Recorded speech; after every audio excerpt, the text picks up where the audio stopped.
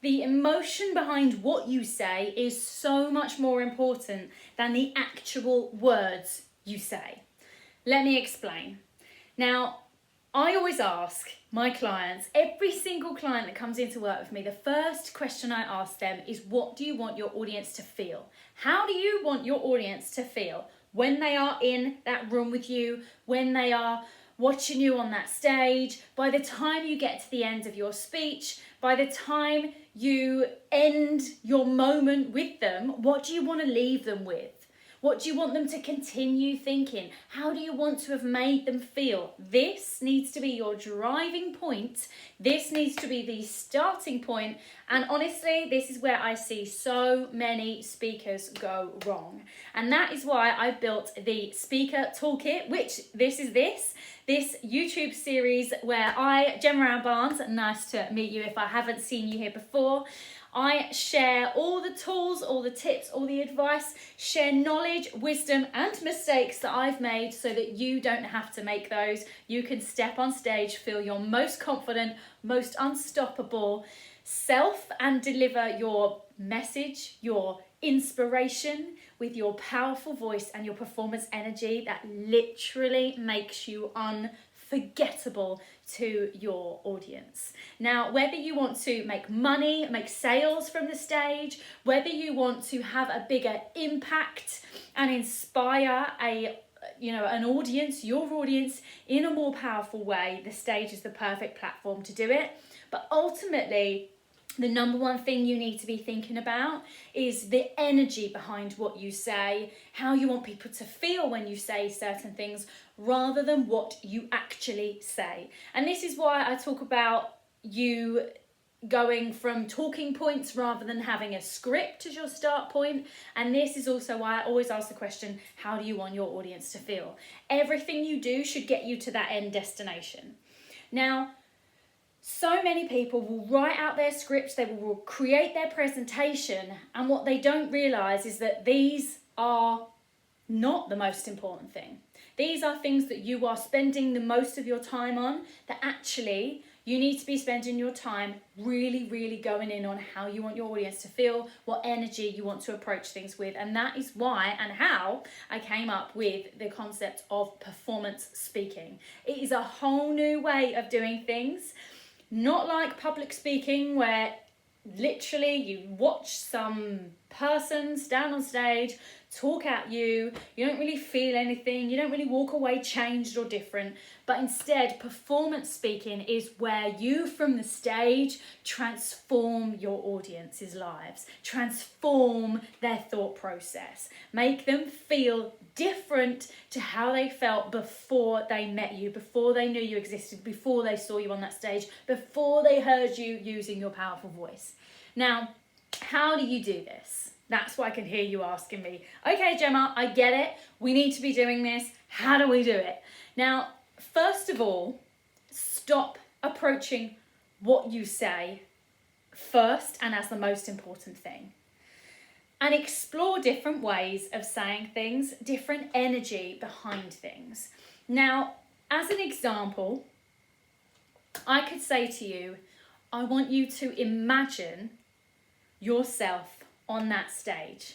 I want you to see yourself stood in the spotlight, delivering your powerful message. I want you to see what you're wearing. I want to hear the tone of your voice.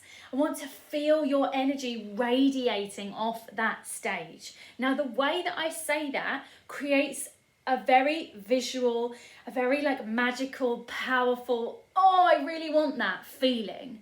Because of the way that I've delivered it, if I vocally change the way I say that, literally saying the same sort of words, I want you to see yourself up on that stage. I want you to see what you're wearing. I want you to see what you're saying. I want you to hear the things the way that you're saying it.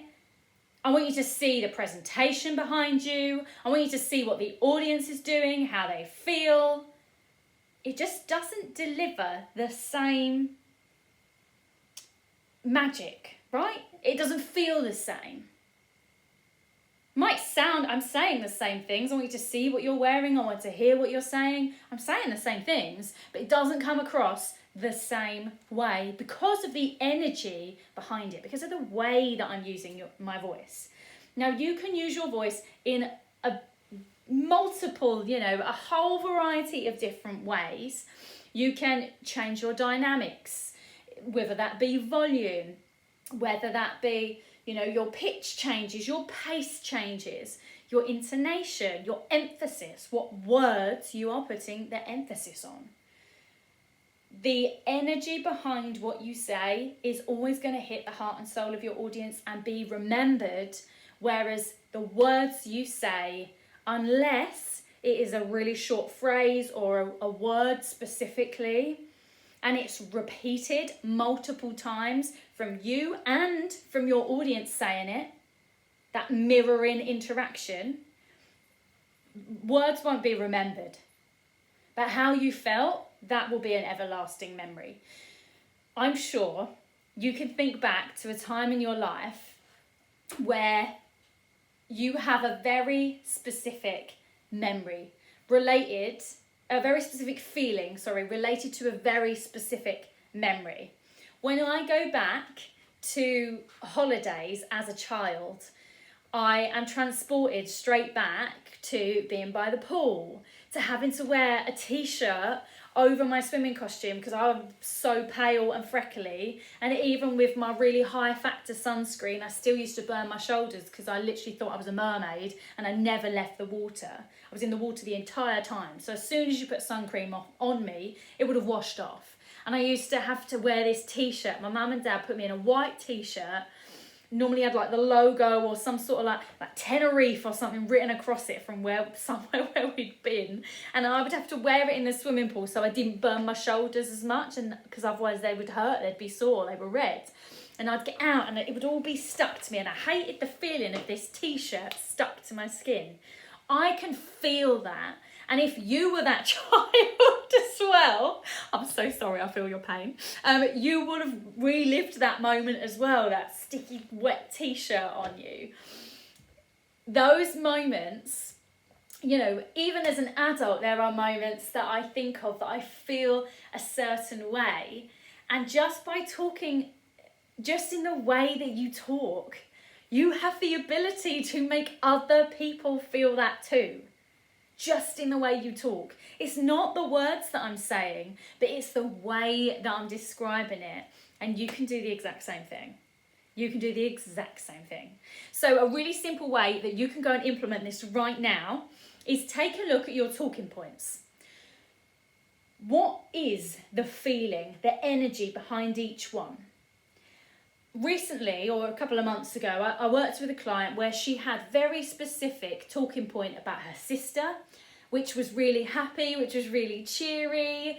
They'd had great news, and then she literally flipped the switch completely, and her next talking point was about her mum, and it was hard hitting. It was bad news. It was